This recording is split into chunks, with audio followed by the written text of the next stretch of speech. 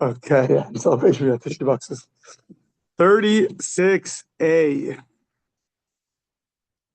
7-8 lines down. Continuing our discussion about tefillin. Tana, kishehu meniach shel yad, v'achar kach meniach shel rosh. When you put the tefillin on, you put it on your arm, followed by your head. And when you take it off, you do it. Oh, Jules, look at you. Sticky.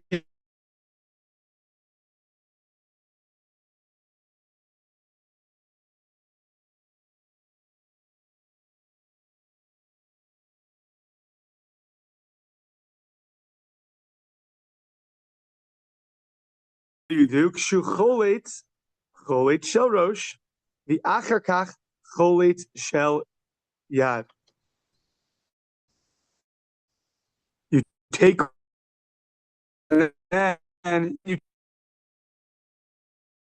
Why do we do it like? First, it says that you tie them on your hands, and then it says the hayula totafos beinei necha. So that makes sense. Do as the Torah says. First on your arm, then on your head. But why, when we take it off, do we do it in reverse? How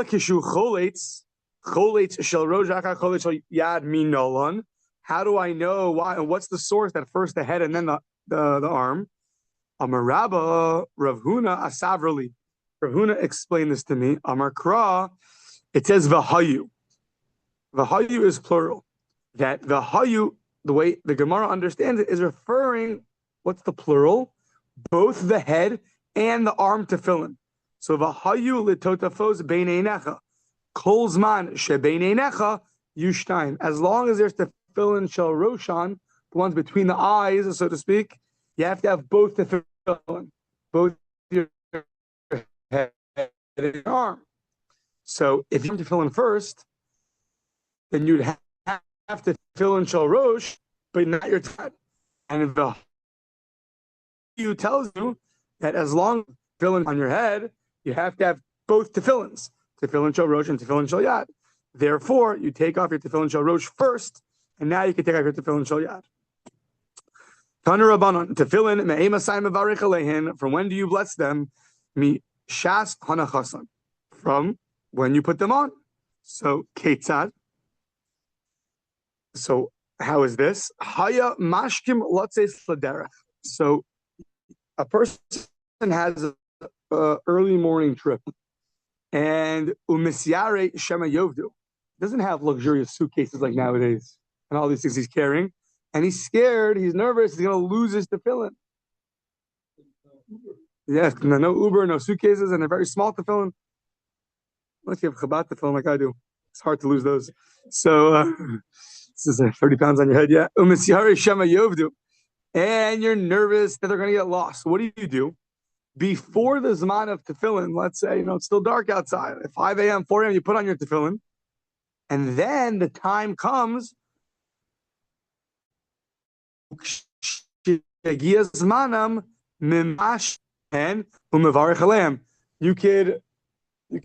could move them, put them back in place. Literally means to touch them. I think at least you can move them into place. You sort of move it, and then you make a blessing. So some learn that you can do the same thing with a talis. So when does this come up? So it comes up during slichos. So some people wear their talis before the zman while they're davening. So what happens is when the zman comes, you can move your talis a little bit and you make a blessing. So to your tefillin. The odd, or like we do here sometimes, at parts of the year when it gets very early. So some people put on their tefillin and make a blessing. They move it around and make a blessing. And some people wait till after Yishtabach to put it on. Each place according to their custom. The odd masai manichin. So now, until when to wear tefillin? So the three shkia chama. Until Shkia, till the sun goes down. Rabbi Yaakov Omer, Acha Tichla Regel Menashok. until people from the marketplace come home, meaning it's when the sun goes down, it's still somewhat light outside. So, but then at some point it gets just pitch black. So that middle ground is when people are coming home, meaning once the sun starts to set, they're closing up shop, and then they are coming home. V'chachamim omrim ad zman shena. A person can do it until the time for sleeping, which sounds like a little bit subjective. When exactly is the time for sleeping? That's pretty subjective, but until that time. So now, 3 opinions. So basically 2 after sunset and 1 not. Umodim chachamim l'Rabbi Yaakov. The chachamim who said you have until nighttime or in sleeping time will agree to Rabbi that you have until people come home from the marketplace. Shim chutsan l'akseis lebeis hakisei oli anes eis amerchatz v'shakeh chama shuv eino chozer menichan. This is interesting. So we're saying now you can leave your tefillin on according to these last 2 opinions past sunset. However, even the chachamim that keep them on until bed will agree that if after sunset you have to use the restroom, or you're going to go take a shower, and those are places where you're not allowed to bring tefillin into, tefillin are a level of holiness that's contradictory to a level of impurity, such as a bathroom. So then, if you take them off, then you don't put them back on at nighttime. You could leave them on, but you're not going to put them on. Yeah. The worry about the nighttime, about sleeping, is that we're worried you're going to fall asleep with your tefillin. A few things one's not supposed to do with their tefillin on. So one is pass gas, and one is fall asleep with your tefillin. That's what you have until you go to bed. What is it? Stop that. Yeah. That's right. Make a bumper sticker, yeah? So the price will go down too. Okay. So Amr of Nachman, halacha kirebi Yaakov. Rav Nachman's halacha is like Rabbi Yaakov that you have until the people come home from the marketplace. Rav Chisda v'Rabba bar Rav Huna matzlu b'hu b'orta. They would daven in the nighttime, like Rabbi Yaakov, and they had their tefillin on. Ika de Amri, another opinion says, Ein halacha Rabbi Yaakov. Halacha is not like Rabbi Yaakov. Turning the page, 36b. So halacha is not like Rabbi Yaakov. The har Rav Chisda, hi Rav Chisda, the Rabba bar Rav Huna matzlu b'hu b'orta. They would daven at nighttime, like Rabbi Yaakov. You just told me halacha is not like Rabbi Yaakov. You're right. Hahu pliga. They argue on him. So we have 2 opinions: is the halacha like Rabbi Yaakov or not? And this that they daven at nighttime is not like Rabbi Yaakov. Now, 1 second. Umi amar Rabba bar Rav Huna hachi. Did Rabba bar Rav Huna really say this? The Amar Rabba bar Rav Huna, Rabba bar Huna said the following, and this is a little difficult to understand. Safek chashecha. You don't know if it's nighttime or not. It's a doubt. Safek lo chashecha, lo choletz velo meiniach. So it says you don't take them off and you don't put them on. Now, you don't put them on, I understand. Because if you hold that you don't wear tefillin at nighttime, so then you shouldn't put them on when it's potentially nighttime. It's doubtful nighttime. But why shouldn't you take them off? I don't know.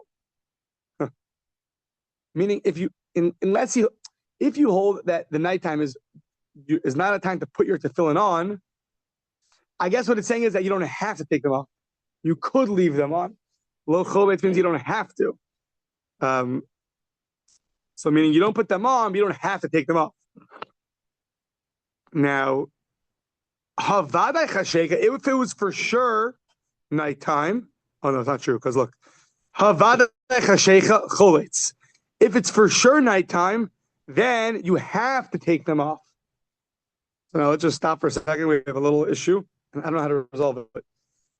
According to this, if it's for sure night, it says the implication you must remove them. Right? Why would that be so? Because hold, it's forbidden to keep them on at nighttime, as we're about to say. According to some, there's a prohibition to keep them on at nighttime. So if you say that once it's for sure nighttime, you must remove them, so why, when it's doubtful nighttime, when it's a suffix, is it night or not, can you leave them on? I don't know. If you'll tell me it's prohibited to put them on at nighttime is a biblical prohibition, which we'll see in a second, sources for that, then I don't understand. If you tell me it's a rabbinic prohibition, okay, then I can understand. You don't have to take them off, but that's a problem. So, okay. Either way, we have Rabbi Huna saying when it's nighttime, take off your tefillin, and we just told you that they would daven at nighttime. So what do we say? Hasam be'erev Shabbos itmar. That Brisa was talking about erev Shabbos. Erev Shabbos, you must remove them because on Shabbos, well, we'll see in a second, but on Shabbos, we don't wear tefillin. So that's what he was saying. So right now we have a split. It sounds like in regular weeknight, he would daven with his tefillin on after sunset.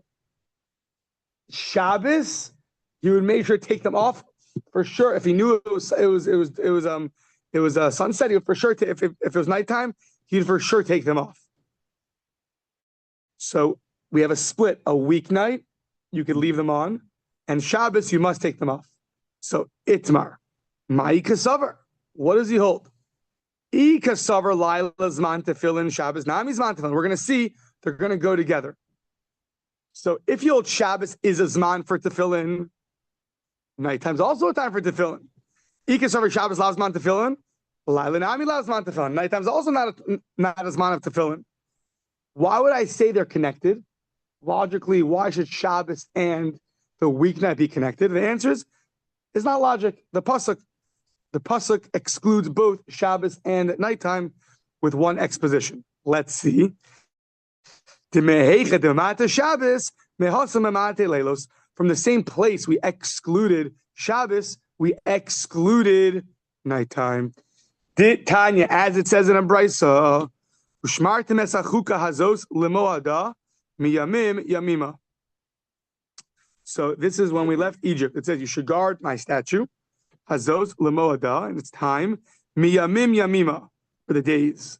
Now, the next part of these verses, a few verses later, talk about the verses of tefillin. So the Gemara connects the two. That this is talking about tefillin. So what does it say? Yamim v'lo leilos. It says in the days are not the nights, and mi yamim from the days, meaning from some of the days, but not all the days. Mi yamim v'lo kol yamim, prat l'shabbasos v'yamim tovim divrei Rabbi Yossi HaGalili. That's according to Rabbi Yossi HaGalili. That in this one verse we exclude both Shabbos and nighttime from wearing tefillin. So that's going to be our question. Why did before Rabbi Huna split? Nighttime he wore, Shabbos he took off. We see according to at least this opinion, they come together. Rabbi Akiva says, no, I have a different source. Lo nemar chukazu el pesach bavad. That word chuka, that verse was talking about making the korban pesach. You should make the korban pesach every year. But we're not going to connect it to the next verses that talk about tefillin and therefore learn a halacha about tefillin. We're not going to do that. So where does he learn it out? Nafkale mehecha. Sorry, Rabbi Kiva Omer lo namar chukazu ela lepesach b'lvad. Okay, so Rabbi Kiva argues. So Rabbi Barav Huna, who split Shabbos and nighttime, nafkale mehecha de nafkale leRabbi Akiva. He learns it out from where Rabbi Akiva learned it out from. Where does Rabbi Akiva learn this out from? The Tanya says the Brisa, Rabbi Akiva Omer, you would have thought that one could don tefillin, put on tefillin on Shabbos and Yom Tov, on the holidays. Talmud Lomar, the Haya Laos al Yadecha, Ulatotafos Bein Einecha, that tefillin is a sign on your arm and between your eyes. Now, says the Gemara, Mishet Tzrich in Os. The Gemara says you only wear tefillin when you're in need of a sign. Sign, a special thing that represents the connection.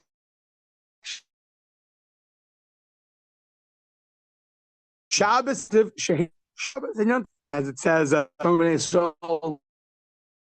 T, Beini, me and you, in our Shabbos day. Shabbos, here. I didn't have a chance to, but it's very interesting. Shabbos is a sign. Now, what's the other thing that's a sign also? Bris Milah is also considered a sign. So now, this, we don't wear, but on you the villain. Well, bris brought down the you have a keep your filling on. How do you fit that all together? On the one hand, Shabbos is a sign; it excludes the fill-in. Bris Milah is a sign, and it's not a contradiction.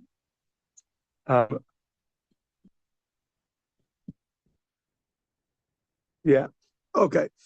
So something about Shabbos is obviously unique that it's that it excludes the fill-in.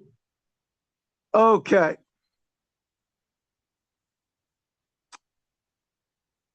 Yeah.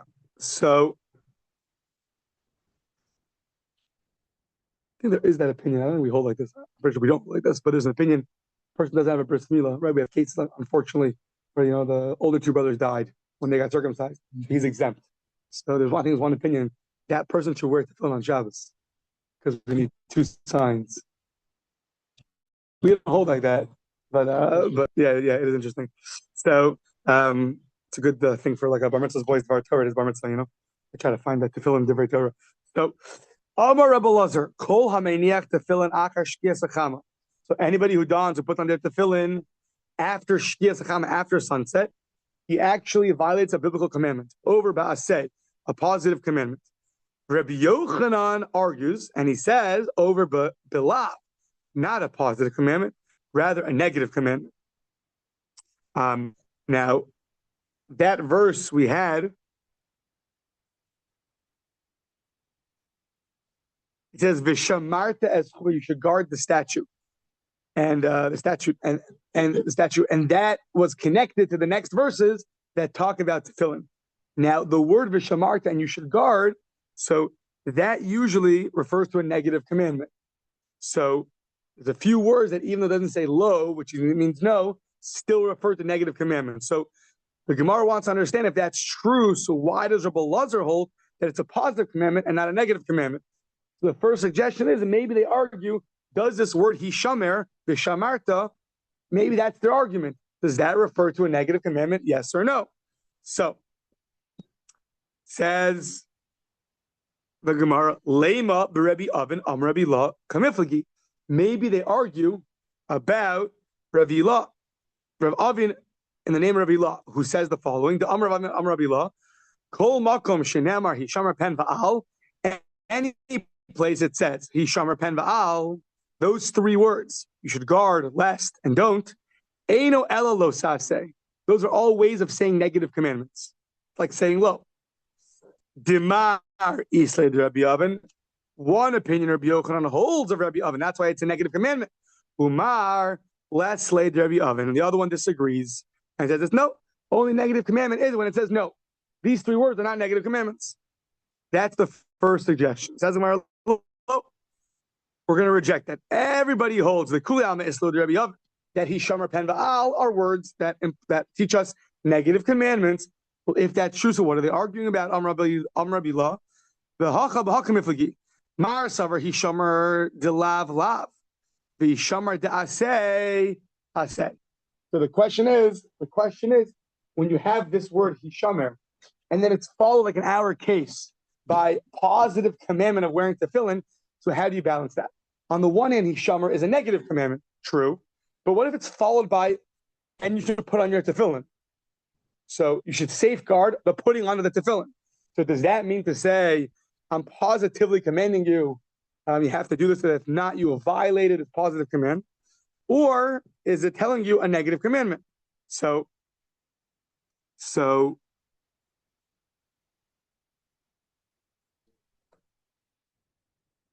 second.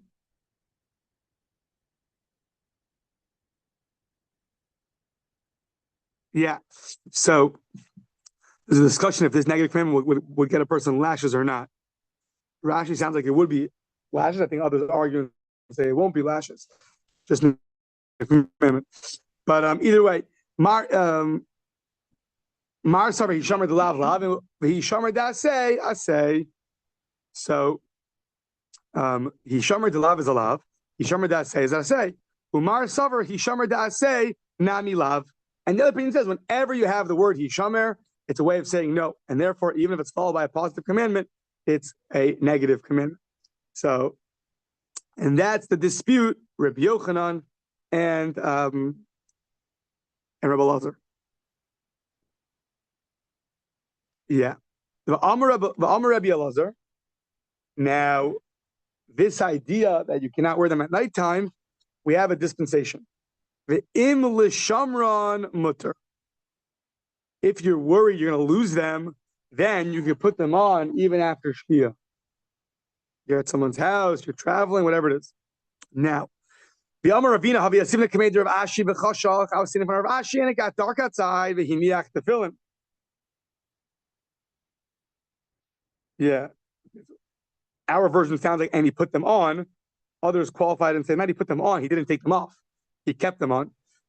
So the Amri they said to him, Shamran Kabai. So are you doing this either putting them on or keeping them on because you want to guard them? Kabailahu, Mar? The Amrle in. He said, yeah.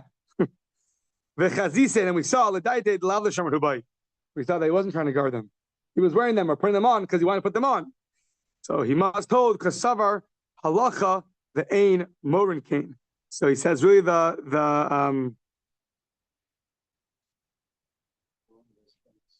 halacha is really you could keep them on or put them on at nighttime, but we don't tell people that because we're worried if you tell people that and they're going to wear them at nighttime, they're going to fall asleep wearing tefillin, and that is not allowed. So that was his opinion. Okay. What is that? What's Freemason? Oh. Tell me more. What are these secret societies? Do they pay? They're looking for a rabbi. Two secrets it up. So, do they have meetings? Yeah. I'm out. So I'm a Rabbi Barahuna. Adam lemashmesh b'tfilin b'chol sha'a. Says Rabbi Barahuna, a person should be touching his tefillin at all times. Now, what does that mean at all times? So back then, they did tefillin more often than we did. So I think it's pointed out that when you're davening Shemona Esrei, when you're learning, so that's not the time that you have to focus on your tefillin because you're focused. You're doing something holy. But the point is, you want to keep your mind focused on the fear of heaven.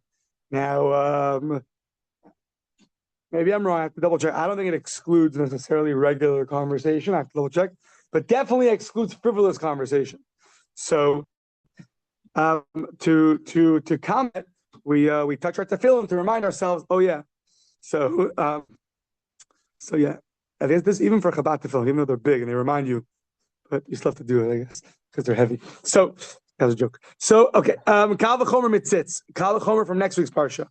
So that counts, right? Mitzitz. Tzitz is the headband the Kohen Gadol wore that said Kodesh LaHashem, holy to God. So says the Gemara, Umat tzitz she'ein bo ela askara achas has one name of God on it, and yet Amra Torah v'haya al mitzchot tamid. The Kohen Gadol better remember Hashem always. This got to stay on his head always. Shalot asiyach da'aita mimenu, that he shouldn't remove Hashem from his consciousness. Tefillin has more than one name of Hashem. Sheyesh ba'askaras harbe al achas kama ve'kama. How much more so do you have to make sure that you have your mind in the proper place? Is it a pattern to the shalosh? That's a good question. I don't know. That's actually a very good question.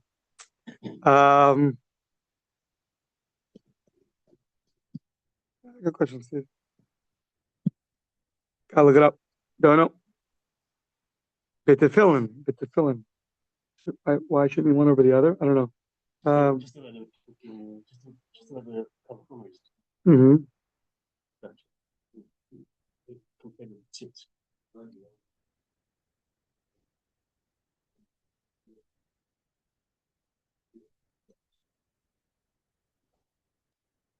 Yeah, I don't know. No one says anything here. Oh, no. Okay. Either way, Tana Rabbanan. Let's go. We're time for time because we're way ahead. So we're a daf and a half, not two daf. So let's see. So yeah, it was today flew by, especially when you get woken up at 4th morning. So it's easier. So Tana Rabbanan, Yadcha zu small. Put the filling on your hand, on your arm. What does arm mean? Your left one. Okay, who told you? God. How does God? No, I'm kidding. How do we know that it means left? So at the Omer small, Eino Ela Yamin. Is it left or is it right? Talmud Lomar. Okay, so now we're going to bring a number of verses from Yeshayahu where it's going to say, my hand and my right hand. So you see that there's hand and right hand, which means that hand is left. Regular hand would mean left. So, for example, Talmud Lomar, Af Yadi Yisada. It says in Yeshaya, Af my hand, Yasta Eretz founded the earth, V'yamini Tipcha Shemayim, and my right hand was Tipcha Shemayim. Or maybe maybe moist. Moist to the heavens, I think, something like that. It's also founded the heavens. So what do you see? You have my right hand, you have my hand and my right hand. What's my hand mean? Must mean my left hand. Interesting. The right hand always goes to the stronger hand. That's involved in the heavens. The weaker hand, the left hand, is involved in the earth, in the earthly things. Yeah, that's it. Yeah, I was thinking that we're going to see.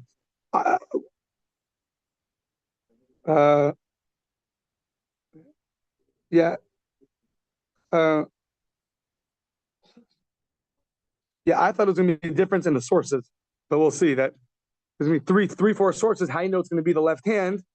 The ones that are explicit that hand means right, I thought there was no leeway. Hand means left. There was no leeway. The last source is going to be on your weak hand. Oh, on your weak hand could depend. I see Tosis here asks the left-handed and right-handed question, but I have to look it up. Yeah. So either way, it says my hand founded the earth, and my right hand with the heavens. Omer. Another verse in Shoftim. Yada liyaseh tishlachena. So yada, the hand for the peg, tishalchena, v'yamina, and my right hand lahalmus amelim. What's lahalmus amelim? To the laborer's hammer. Okay, and one more from Tehillim. Lama tashiv yadcha v'yamincha mikarev chekeka kollel. Why did you return your hand? And then v'yamincha, your right hand, mikarev chekeka, from your inner bosom. Yeah, what's the peg? I don't know what the peg is.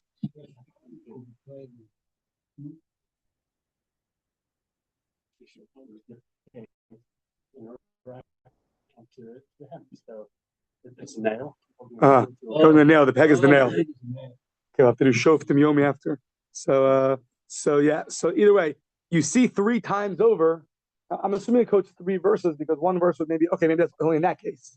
Once you have 3 times that it says my hand and my right hand, that's pretty clear that we see that hand refers to left. Next page, Rabbi Yossi HaChorim. Yeah. My hand and my right hand. What's my hand mean? The left. Okay. So my hand and my right hand. My right hand and my hand. So my hand. So when it says in the Torah, therefore, al yadcha, put your tefillin on your arm. That word yadcha, we just showed you 3 places. It refers to your left arm. So Rabbi Yossi HaChorim Omer, Matzinu Yamin Shenikr. Another verse. We have that the right hand is also called Yad. That's a question. Shenam Rabbi Yar Yosef, he Yashis Aviv Yad Yamino. Yosef saw that his father Yaakov was putting his right hand onto Ephraim. So what do you see? Hand is right hand. You're telling me hand means left. I'm telling you hand means right. The idach.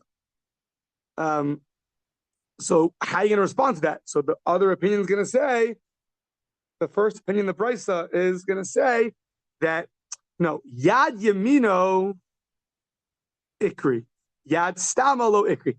There it says your right hand. Okay, well, when it says right hand, it means right hand. But when it just says hand, it means left until it specifies otherwise. Rabbi Nassan Omer Eino Tzarich. You don't need these things, these verses. Why? Arehu Omer Ukshartem Uksaftem. You should bind and you should write. Maksiva b'yamin, avkshira b'yamin. Just like writing, you have to do with your right hand. So too, I think here the ksiva is referring to the mezuzah. Now, why is it the right hand? The Rashi says because most people write with the right hand. So too, binding on your arm is also going to be you bind it with your right. So if you're using your right hand to bind the tefillin, you're placing it on your left. Since binding is with your right, the placement is with your left. Now according to this opinion, maybe you have to know what's the halacha if can a lefty be a sofer? You write with your left hand. Rashi says the right hand because most people are with the right hand. Does that mean that left-handies can't do it? Or that's the norm?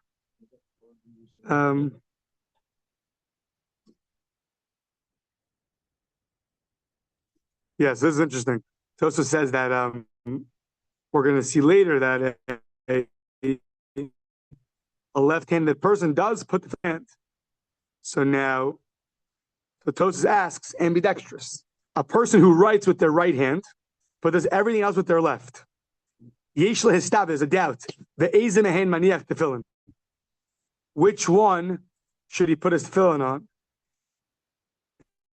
So maybe we should compare him to somebody. What will be the left? I don't know. Probably the right. Probably the left. If he has both hands. But that's the question. If you do something with your right and something with your left. Rav Chaim Ozer was the great gadol in before World War II in Vilna. So super genius. And so I think he wrote Chidushei Torah at the same time with both hands. So somebody asked him, so I heard the story, how do you do two things at once? He says, we also do that. So what do you mean? And we're davening and we're thinking about something else. Not so hard. So, yeah. So okay. So, Rabbi Yossi Achorim, they were sharper back then, you know? People were strong and they could take comments.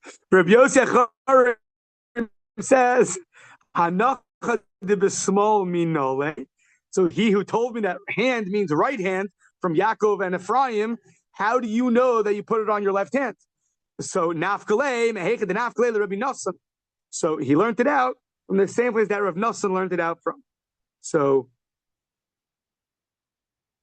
and that's what we just mentioned. Ukshartim uksaftim. Rav Nassan compared binding to tying, the binding to writing. So too, Rabbi Yossi, who understands that arm and hand in the Torah means right and not left, learns it out from here. Now, this is the one that's more familiar, is Rav Ashi Amar. It says miyadcha, but the way it says it is, right, it should be yud, daled, chaf, sofit. Final chaf, right? But instead it's yud, hey. Why is it right like that? So I think Rashi says it's on Chumash. I guess that's why it's more famous. Why? Ksiv hey. Why are you putting the hey there? To teach you keha. Yad keha.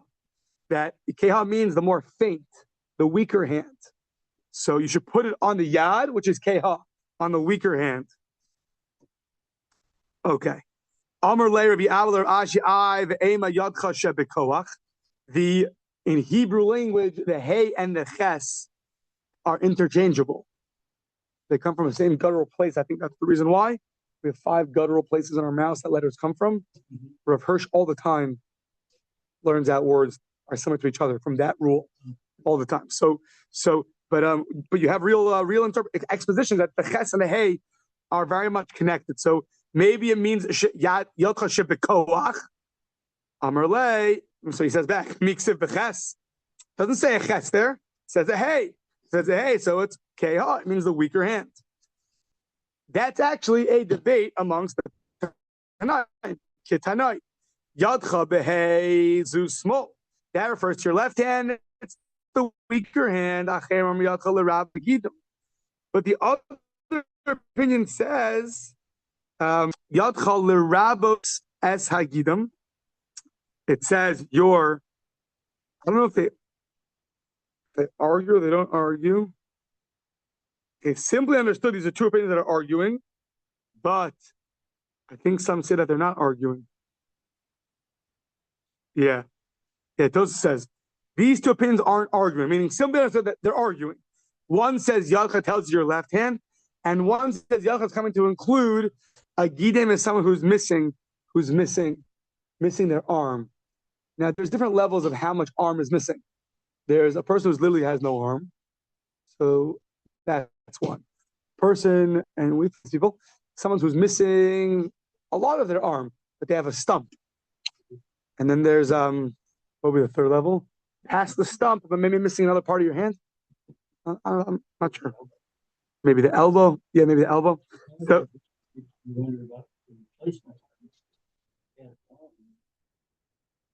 yeah. So Rav Asher Weiss in Israel, he's from the big halakha authorities in the world, English speaking.